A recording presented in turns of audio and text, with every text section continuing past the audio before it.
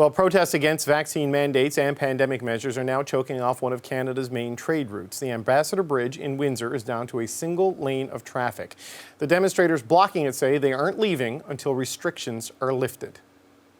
We're here fighting for our rights, for our lift all mandates. I want to be able to do what I want, have the freedom of choice, whether to be vaccinated or not. I feel that people have a right to choose if they want to be vaccinated.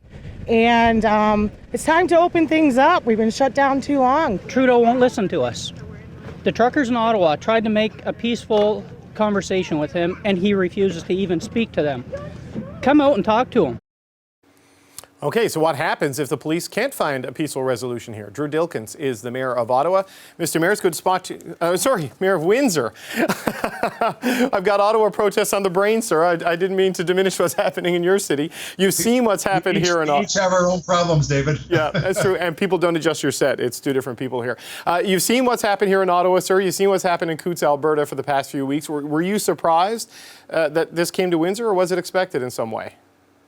Well, the convoy had already been in Windsor, but they were doing slow rolls. And so the weekend, we had about 850 people every day on the weekend doing the slow roll, but leaving traffic lanes open for trucks entering Canada and entering the U.S. And so, it seemed to work, and they were getting their message across, but they weren't impeding international traffic.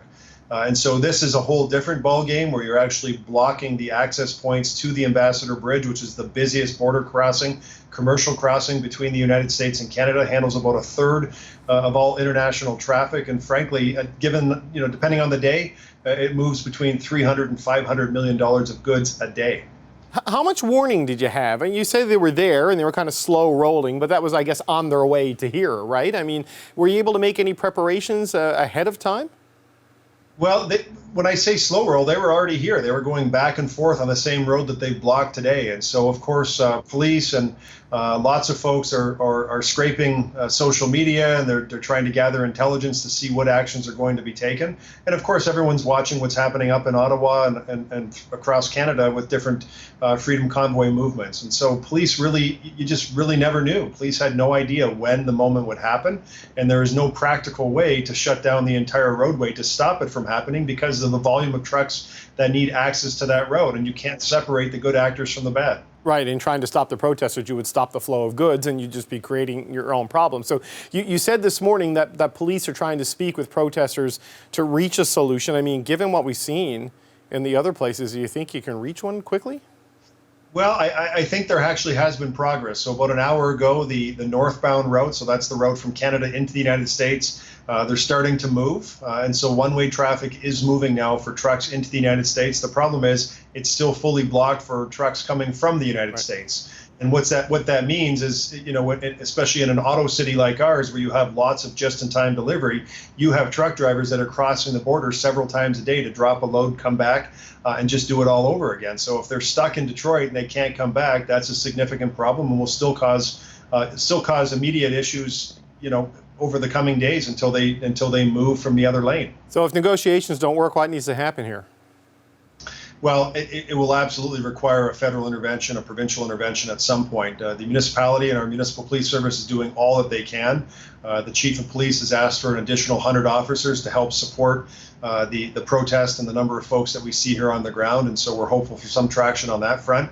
But you can't block this important of a piece of infrastructure that carries so much of international trade for very long without it having an impact on Canada's economy. When you say federal intervention, what exactly do you mean by that? Because a lot of people call for the federal government to get involved, but these jurisdictional fiascos are kind of getting in the way. What would you want to see them do? Well, listen, I think there's probably a number of things they can do. They have their own police force with the RCMP. And so when the chief is asking for 100 officers, I expect that there would be some response there, that they would be looking at how they could help resolve the problem here. I get that there is a drain and there is a run on resources in Ottawa and elsewhere, and so it's just it's a fact of life. We have to deal with the facts we have in front of us and the situation we're facing. But if we want to resolve this issue, we're saying that we need 100 additional officers to help get this traffic moving again. The bridge is shut down now, and a lot of traffic is being diverted to the tunnel and to other places like in Sarnia. Any sign or any worry that the tunnel could be next? Well, listen, the tunnel has not had an issue, and so all of those essential workers, and one thing most people don't know is in our city, being a border city, every day we have 1,200 people who live here, mostly nurses and physicians and medical workers that live in Windsor and cross to work in Detroit at the hospitals over there. And so the tunnel, they've been able to access the tunnel, drive through the tunnel. That hasn't been an issue, but we do have contingency plans in place that if there was a blockade at the tunnel, that we can guarantee that the folks who need to get over there to provide essential services at hospitals will still be able to do that. How worried are you that this turns into something like we're into the second week of it here? It's like day 11 or 12, depending on where you count. Coots, the border crossing in Alberta, that's going on a week. I mean, how worried are you that something like that could unfold in Windsor?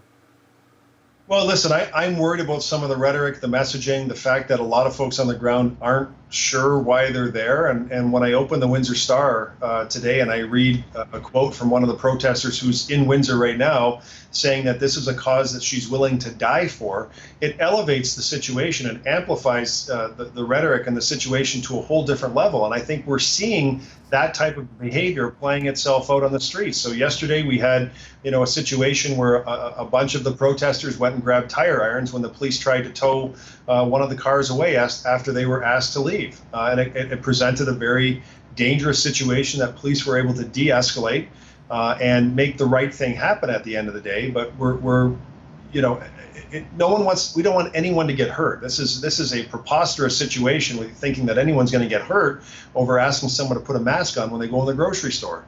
And so we don't want police to get hurt. I don't want the protesters to get hurt. I don't want the public to get hurt. And we're doing all that we can in a reasonable and sensible way to move forward and try and, to the extent we can, talk reason to people who are not necessarily rational actors. Okay, Mayor Dilkens, thank you so much. That's Drew Dilkens, the Mayor of Windsor, not Ottawa, as I said off the top. I got it right the second time. Mr. Mayor, thanks so much for joining us. Thanks, David. Hi, I'm Vashi Capellos, host of Power in Politics. See more of our show by subscribing to the CBC News channel or click the link for another video.